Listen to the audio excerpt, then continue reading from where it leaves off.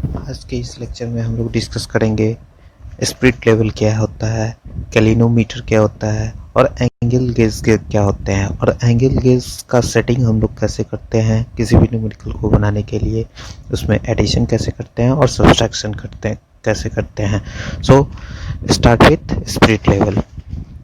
जब हम किसी भी स्पिरिट लेवल क्या है, तो स्पिरिट लेवल एक प्रकार का मेजरिंग इंस्ट्रूमेंट है जिससे कि हम लोग किसी भी सरफेस का फ्लैटनेस और स्ट्रेसनेस कैसा है, कितना है, उसको हम लोग डिटरमाइन करते हैं। इसके लिए हम लोग स्पिरिट लेवल का इस्तेमाल करते हैं। इसे हम लोग बबल लेवल भी कहते हैं।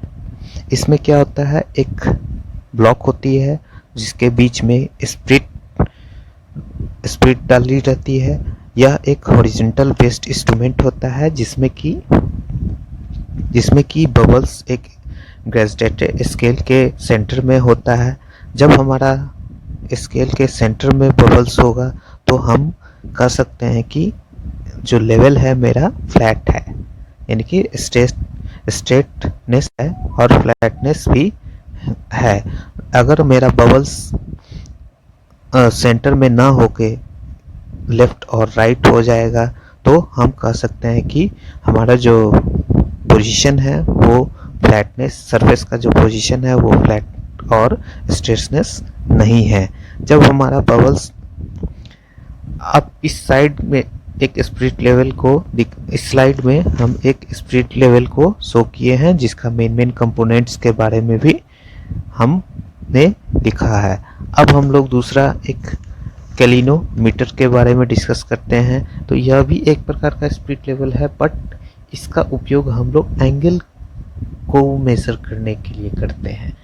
कोई भी फ्लैटनेस सरफेस और स्ट्रेसनेस सरफेस को का डिटरमाइन करने में एंगल का फॉर्मेशन क्या है, इसके लिए हम लोग क्लिनोमीटर का इस्तेमाल करते हैं।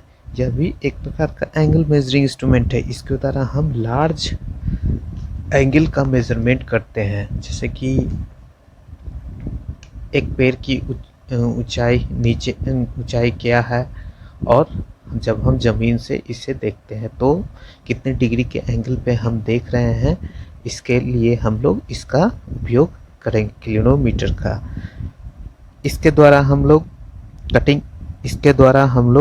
कटिंग टूल के एंगल को भी फाइंड कर सकते हैं, और कोई भी मशीन का जब कंप्लीट सेटअप करते हैं तो भी इसका इस्तेमाल हम लोग करते हैं। इसमें एक रोटरी होती है जो कि सेट करती है कि हमें कितना घूमना है। एक बेस होती है जो कि कहीं भी रखने में, लेवलिंग करने में हमें ज़रूरत पड़ती है। रोटरी के साथ एक स्पिरिट लेवल जो कि बबल होती है, जो कि हमें बताती है कि एक्यूरेट है या फ्लैटनेस जो है वो एक्यूरेट है या नहीं है। जैसा कि इस स्लाइड में फिगर में शो किया गया है, एक बबल पॉइंट्स है, ये रोटरी है, ये बेस है, ये सर्कुलर स्केल हाउसिंग है। इसका वर्किंग कैसे होता है, तो जब हम किसी भी मशीन के, सपोज कीजिए हमें एक मशीन को सेटअप करना है, तो जब हम उस मशीन को सेटअप करते हैं तो उसके सेटअप को एंगल को मापने के लिए इस क्लिनोमीटर का इस्तेमाल करते हैं। तो इससे जहां हमें मशीन को सेटअप करना है उस सरफेस पर हम इस एंगल को रखकर फाइंड करेंगे कि हमारा दोनों साइड, मशीन का फ्रंट साइड और बैक साइड जो है, उस एंगल सेम पे है या नहीं, उस सरफेस पर जो है वो फ्लैट है या नहीं, एक्यूरेट सेम एंगल है या नहीं, तो भी मशीन का सेटअप होगा। अब हम लोग डिस्कस करेंगे एंगल गेज के बारे में। तो एंगल गेज यह एक प्रकार का स्लिप गेज ही होता है जो कि 75 mm लॉन्ग और 16 mm विड्थ का होता है। यह हार्डन स्टील की बनी होती है। इसका आविष्कार डॉक्टर टॉम लिंसन ने 1939 ईस्वी में किया था। इसके द्वारा हम एंगल्स को फाइंड करते हैं, जैसे कि स्लिप गेज के ब्लॉक होता है, इसी प्रकार यह एंगल का भी ब्लॉक्स होता है। इसे भी हम लोग वायरिंग प्रोसेस के जरिए एक दूसरे से जोड़ते हैं और एंगल्स का फॉर्मेशन करते हैं।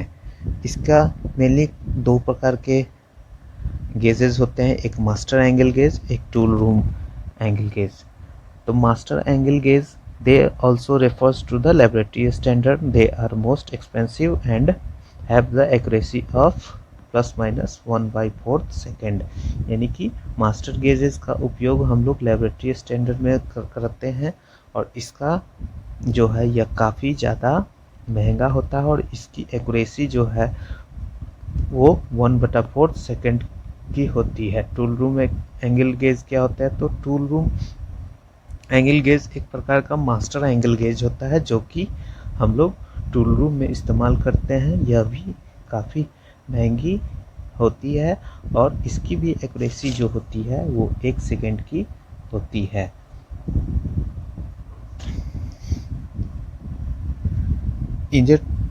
इंगर्ड सिंबल इंडिकेट करता है कि डायरेक्शन ऑफ इंक्लूडेड एंगल के बारे में।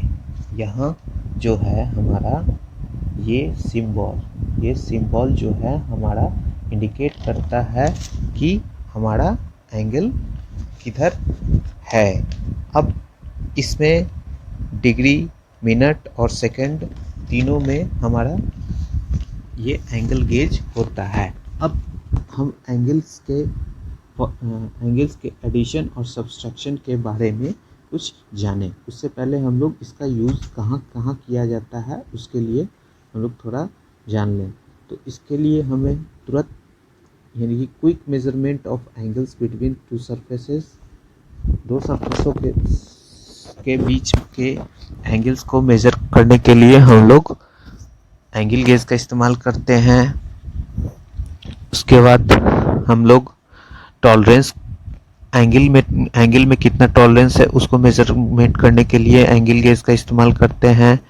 जब 90 डिग्री से ज़्यादा हो या प्रिसाइज स्क्वायर हो तो एंगल गेज का इस्तेमाल करते हैं। एंगल गेज का एक्यूरेसी साइन बार के साथ भी हम लोग इस्तेमाल करते हैं।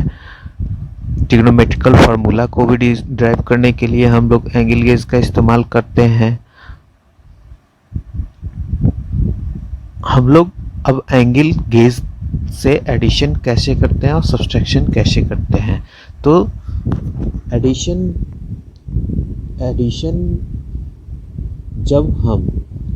जब हम जैसे कि सपोज कीजिए हमारा 41 डिग्री का एंगल है, ये हमारा जो है 41 डिग्री का ये ब्लॉक है।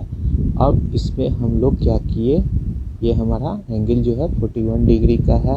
अब इसमें हम लोग एक ही कंपोनेंट्स में 19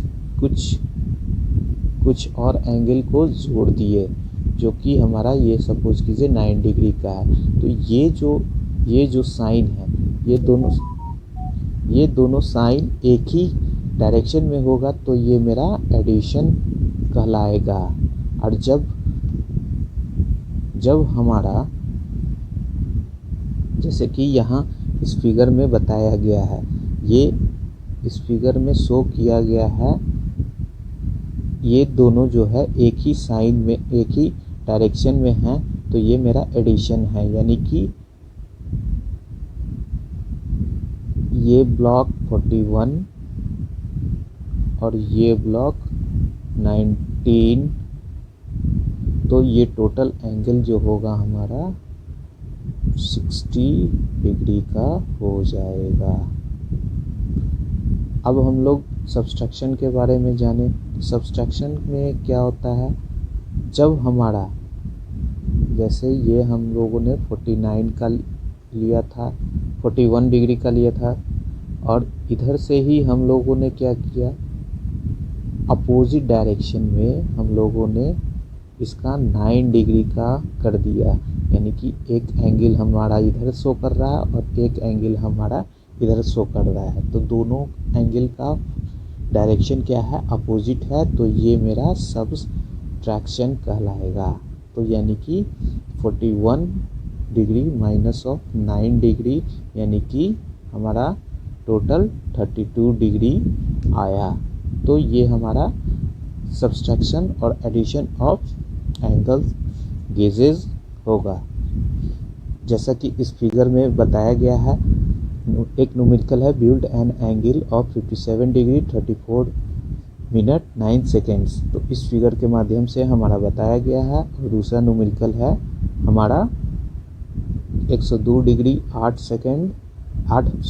मिनट और 42 सेकेंड। सो इस न्यूमेरिकल को आप लोग डिस्कस कीजिए। Okay, thank you.